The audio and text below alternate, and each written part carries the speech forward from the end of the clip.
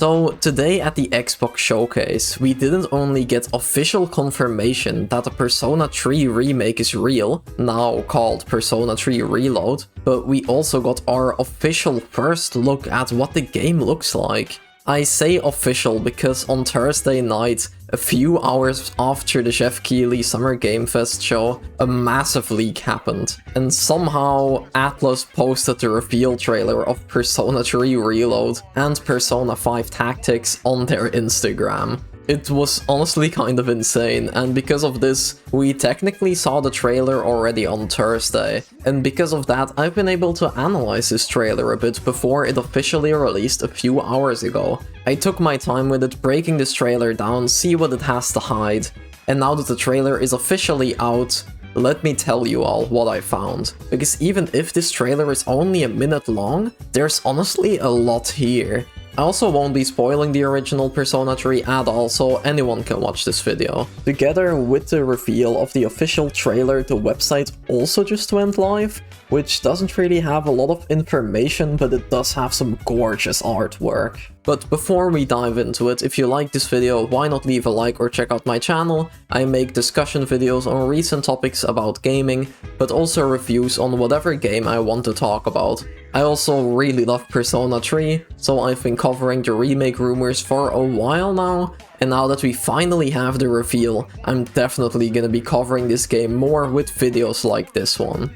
But now let's get into this trailer and break it down. I'll just be playing the trailer and pausing it whenever I want to add something, but as I said, there is a lot in this trailer, so expect a lot of pauses.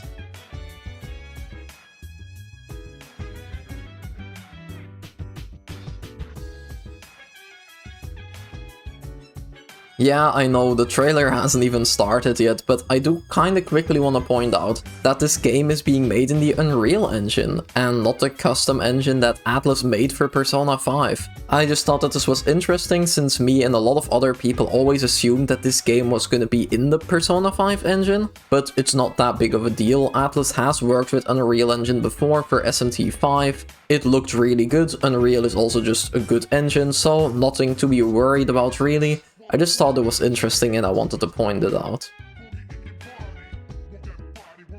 Now, immediately something that I noticed with this trailer is that there is a lot of water symbolism. And water symbolism is often used when dealing with subjects like depression, but also life. So it's really fitting for a game like Persona 3, but I wanted to point it out right at the beginning of the trailer. Since we open with a beach scene, the first thing we hear is the sound of waves.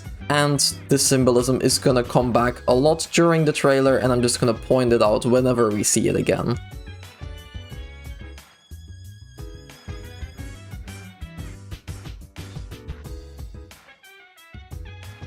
So I wanted to pause it right here, because I just really like this screen and Aegis looks really good here. And we can also immediately see that they're using completely new models. This is not the Aegis 3D model of dancing. This is something that should be kind of obvious, but a lot of people were expecting them to use the dancing models, and this just proves that they're not, and everything is completely built from the ground up.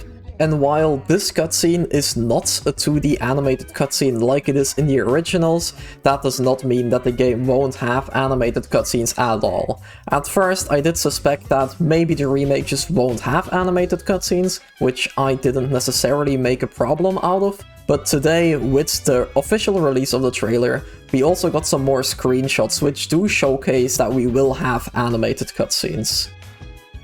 And this is also our first look at the UI. On the top right we have the weekday, Tuesday. It's early morning right now in April, and we can see the moon cycle as well. In the back we have some waves, again water symbolism, and the word weekday, which looks really nice, and it also opens up for some nice situational UI. Like in Tartarus, as you'll see later, it's gonna say dark hour. It can also say weekend, holiday, maybe some unique tweaks depending on which holiday it is. They can just do a lot with this, and I think it looks really nice. There is one element that is missing here though, namely there's no countdown to the next full moon or the next Tartarus boss. At first I thought that it was because this is the first day of school, He doesn't know about the Dark Hour yet, he doesn't know about the bosses that he'll have to fight yet, so maybe there's no countdown yet. But whenever we see the UI outside of Tartarus, it's just not there. The countdown is nowhere to be seen, so it's probably just something that they'll still have to add since it is pretty essential. And then in the bottom left we see a map, which is actually really nice, since both the original FES and Portable did not have a map. The school layout is also based on the layout of the original or FES and not Portable. Portable did change up some small things about the layout here and there, but as we can see here in Persona 3 Reload, we're going back to the original layout of the school, which kinda hints at the game being more based on the original version of the game compared to Portable. Then if we look at the school itself, it just looks like a very faithful recreation. You have the notice boards, there are the massive pillars. It just looks like the same school but cleaned up in HD, and it looks really good. There are also a lot more NPCs and some of them have speech bubbles, so you can talk to them. And then in the next scene, what we see immediately is a first look at the new sprites. The art style looks a lot like Persona 5 Royal and Strikers, because that's just a P-Studio art style. Everything else also looks very faithful once again, even down to them sitting in the same seats. A second later we also get our first look at Junpei, both his model and the sprite. Sadly though they did nerf his goatee quite a bit, but besides that I think he looks really good. Then we see the outdoors of the school. I don't have too much new to add here. Again, faithful recreation with a lot more NPCs, just making it a lot more lively. And I also really hope that the NPC stories are back. It's just the thing that I really liked about Persona 3 that made the world feel more alive.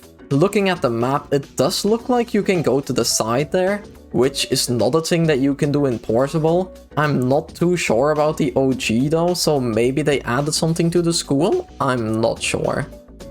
Here in the next scene we see Yukari and the main character ready to cook something. First off, I wanna say that Yukari looks really good, and I just really like the style of the new sprites. There's something about it, they just look really clean, and I just dig the style. But talking about what's going on in this scene though, I'm honestly not sure, because this is not an event that happens in any of the original versions. I think that this could be one of two things. Either they added a cooking mechanic similar to Persona 5 where you can make curry or coffee, or the second thing that this could be is maybe a part of the Yukari social link. But again, if I remember correctly, this is not a thing in the original social link with Yukari, so it is possible that they might have reworked some social links to a certain extent. I have no idea which one of the two it is, but it's definitely something interesting, but we'll have to wait and see. And now we come to the next scene, which is basically a continuation of the cooking scene that we had just now. But these two scenes are visually definitely my least favorite ones. There are no shadows on the sofas or anything like that. Everything just looks very flat. It's also very vibrant. Maybe it's because it's evening, it's dark outside, so it's all artificial lighting and there's no sunlight coming in. But still, it's extremely vibrant and it's just really flat. And it looks like it needs some work, especially compared to some other indoor scenes that we've seen already, which does make me think that this is simply unfinished, especially since Atlus is no stranger to showing early unfinished scenes in trailers, like in this P5 trailer where we have entire scenes and locations that ended up being cut.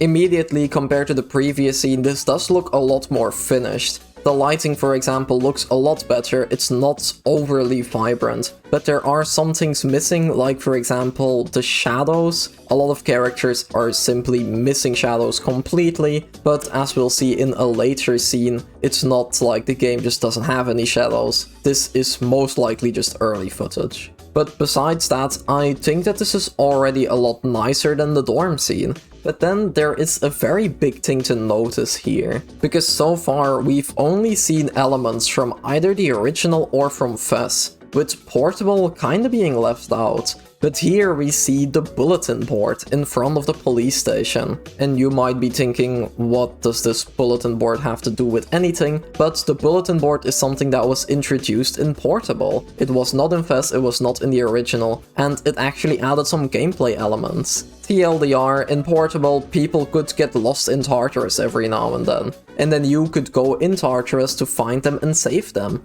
adding more complexity and activities to Tartarus. I personally really like this feature, since it's always nice to have more things to do in Tartarus, and socialings could actually get lost in Tartarus as well, which I just think is really cool, so I'm glad to see that this feature looks like it's back. Of course, Kenji is back as well, and he actually looks pretty good. And with Kenji looking pretty good, I mean that Kenji looks like Kenji in HD. Besides that, this scene also just looks really nice, especially for an indoor environment. You have a lot more shadows being noticeable on both the stools and on the characters' clothes. You also have more ambient lighting underneath the bar. You also have a sprite of the main character who's talking now. Looks really nice, again a completely new sprite, and in the original you just didn't have a sprite of the main character when he said something. And I just think that this looks really nice. It's also cool to see that they didn't change the dialogue with Shut Up Kenji being back. Kenji's line though is a little bit different. He's still saying the same thing, but it's worded kinda differently. So I wonder if this is a new translation, or if they actually rewrote the entire script of the game. And now we have this small scene of the main character entering the police station. And this might be because it's a close-up, but compared to how we previously saw them all, this looks a lot more polished. People, including the main character, have a lot more noticeable shadows, it looks a lot darker, and there's a lot of light spilling out of the police station. And now that we're inside to buy some weapons, we're actually in the back room this time, compared to the original or in Portable where he was just selling us a sword at the front desk. And this scene honestly looks really good. There are a lot of shadows everywhere on the clothes, on the objects. This is a scene that basically just looks finished. It's not overly vibrant, it doesn't look flat at all. It looks like a darker back room, which is what it is. And now we see the shop UI, and this UI, or just every UI in general, I really like. It has a lot of attention to detail, like how you have the revolver cylinder there. It just looks really nice. Right now it has the sword in it since you're on the weapon menu. I'm guessing when you go down to armor or to footwear, it's gonna spin the revolver thingy and show different icons depending on what you have selected. Looking at the options that you have though, right now it kinda looks like they removed the talk option, since you can just buy and sell stuff. I don't really see why they would have removed this. But maybe it's a thing of you enter the police station and you can talk to them at the front desk, or you can choose to buy something, and then when you buy something you get brought to this back room. And now here, with the text popping up, I'm already gonna apologize because there's no way that I'm saying this correctly. It says Hora Tenebrosa, which means dark hour. And here we get our first look at Tartarus. Again, I'm gonna start with a quick UI overview. The week dating in the top right changed to dark hour and it's all in green now, which I really like the look of. But the biggest thing that's different here is the time limit being back. Maybe this is a newer version of the UI compared to the daily life footage from earlier. I don't really know what's up with that. For now, I'm just gonna say probably different stage of development. Now to talk about Tartarus itself though, it looks to be a lot bigger. It also doesn't give me the randomly generated vibe that the original had, especially when looking at the map. Bear in mind though, this could still be randomly generated, but it just looks a lot nicer, a lot bigger, and it looks like there's a lot more room for variety. Even if we don't see a lot of it, this is mostly just speculation, but at first glance, it looks like you can do a lot more with this Tartarus compared to the one from the original. And talking about comparing this to the original, when we look at the original floor 123, it looks like they kept the same aesthetic. It's still the gold, yellow, red color scheme, it just looks a lot more yellow and kind of more dirty, giving it a bit of a more unnatural, otherworldly, unnerving vibe in my opinion, compared to the golden hallways that this block had in the original. The shadows are also still the blobby boys, and I'm glad to see that Tartarus still has a bazillion fucking floors. And here we get our first look at the battle UI. At first glance, it has a lot of things that I really like, but it also has some things that I'm not too sure about. Maybe the style is just a bit too simplistic for my liking. For example, the active character and the characters on the right look fine to me. I actually really like it. The active character has this outline with the moon behind them, it looks sick. But the circle is a little bit weird. I miss the revolver cylinder thing. It does spin into view like it is a cylinder, and the way that the words appear also fit with the evoker vibe, but I just kinda wish that the circle itself was maybe a cylinder. It's not like I want this to be exactly like the original's UI. I like the button layout a lot more here. I like that you don't have to spin through the cylinder to select whatever you need right now. This just looks a lot faster, a lot easier to use, and a lot more accessible. And now that I mentioned the UI spinning into screen, I noticed this pink circle behind the blue one, which could be a hint at the female protagonist being in the game. I don't really know. The trailer does not show the female protagonist, the website also shows no sign of her, but it does say more will be revealed soon, other stuff like that, so maybe this is a hint at her. I don't know. On the website, Yukari's color is this pink though. So I'm guessing that right now it's pink because it's Yukari, when you're Junpei it's green, and then it's gonna change depending on the character. Another thing is that the tired mechanic seems to be gone. I kinda hope that this is just a thing that they're still working on and that it's not just completely gone, because while it definitely needed some work in the original, getting rid of it completely is a bit of a shame, but we'll have to wait and see. For now, it looks like it's gone unless you can only see it in the stats menu or when you talk to them or something like that. Now, talking about the options themselves in the UI, it looks like they added an assist feature, which was introduced in Persona 5, and they added a survey feature, which I think is new. I can't really imagine what this would do either.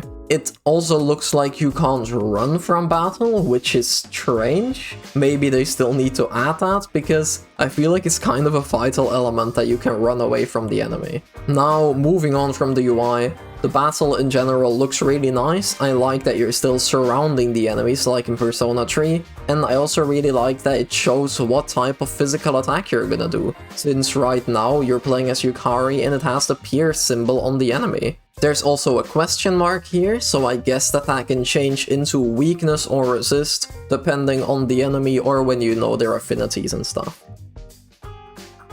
Then they just show some attack animations that look really cool, but the MC does look like he's attacking twice. Even though there's no crit or weakness indicator, maybe this is a new type of attack or a weapon perk or something, I don't know, but it's pretty interesting. Here we have like one more frame of Tartarus outside of battle. Again, we seem to have some new options here, like Navi, Dash and Log. Dash of course being sprint, and log probably being for dialogue, which I guess means that they added more dialogue to Tartarus, maybe similar to the skits in Persona 5. Like before in Persona 3 you could talk to your party members, but that was more just to see their status, to see if they were tired or not. So I don't really see why you would need a log for that. I feel like it's pretty safe to assume that they added some more dialogue to Tartarus, which is always nice. Then there's also the Navi button, which I guess is a button to talk to Fuka. This floor also looks very unique to the previous one. Maybe it's a boss floor or something else, maybe something new, something unique. It's just a bit weird that there's no indication of an access point, like there is in the other boss floors. It's also really cool to see that your party members are with you in Tartarus once again, just like in the original. At first I wasn't sure if they would include something like this, because Persona 5 Royal and Persona 5 got rid of this, but it's cool to see that it's back, because I always thought it was kinda cool to just see them running around with you. And now we see probably one of the best things of this trailer so far, which is the main menu. It looks fucking beautiful, and again, more water symbolism. The options and the stuff that's included in the menu is exactly the same as the original, besides for the calendar, which is something that they added, because originally you could only see that one in your room. Here we just see a fusion. There's not much to say, it just looks really good. Just like Elizabeth, which is also the first time that we're seeing Elizabeth in the remake, and she looks beautiful. Now we see some more text that I will mispronounce and translate. The first one being Dum Spiro Spero, which stands for While I Breathe, I Hope. And the second one being Renascere, which means resurrection or rebirth. And here in this attack animation we see the thing that I pointed out earlier, being that there are indicators of when you're hitting a weakness or a crit, which makes that double attack from earlier all the more interesting. And here we get the logo reveal, the title reveal, Persona 3 Reload. I really like the title and I think the logo looks really nice, especially with that animation, how the blue flows in like the water. It also says releasing early 2024, which is pretty nice, means that they still have some time to work on it, but it's also not too long of a wait. It does say coming to Xbox, play day one with Game Pass, doesn't say anything about other platforms, but that's also exactly how the Persona ports were announced. I would not be worried, this game is 100% coming to PC, PlayStation, and maybe even Nintendo Switch. And now, to end it off, we see the key art, which looks really good, and that's the trailer. Personally, I think the trailer was pretty good for an announcement teaser. It just showed the right amount in my opinion. We got some cutscenes, some environment, some combat. We just got a basic idea of the direction that this remake is going in. Yeah, some of the footage did look unfinished or in development, but guess what? The game is gonna release in early 2024, giving them at most 10-11 more months to work on it. And this trailer also wasn't made today. This is definitely footage from months ago. And as you can see by the length of this trailer breakdown, with the trailer being literally 1 minute, I feel like they gave us a lot to talk about or to theorize about. In general, I just really love this trailer and I'm really happy that the remake is finally real. Okay, so right when I was done rendering the video and I was about to upload it, IGN released an interview with Atlas in which they revealed that Persona 3 Reload will not be featuring any content from Persona 3 FES or Portable, including the answer and the female protagonist. So that part earlier that I was talking about with the pink circle, just ignore that. That's most likely just Yukari's color. It is a bit of a shame that they won't be included, but honestly I don't mind that much. Persona 3 Portable got ported to PS4, PS5, Switch, Xbox. The original version is there. I think it can still be interesting to remake the original experience. They also said in that interview that they will be adding new scenes, new events. So this is by no means just a one-to-one recreation of the original game, and I'm still excited. I just wanted to put this in here to your information, since some parts of the video might not be 100% accurate talking about the female protagonist, but I didn't want to re-edit my entire video, so I'm putting this in here now. But with that, I'm gonna leave you guys. Be sure to leave a like and tell me in the comments what you think of this. Did you notice some things that I didn't, or do you have some theories on certain aspects? I'd love to hear it. You can also follow me on Twitter, where I tweet about a lot of things, including Persona 3, but with that I'm gonna end the video. I hope you all enjoyed, and hopefully I'll see you again soon.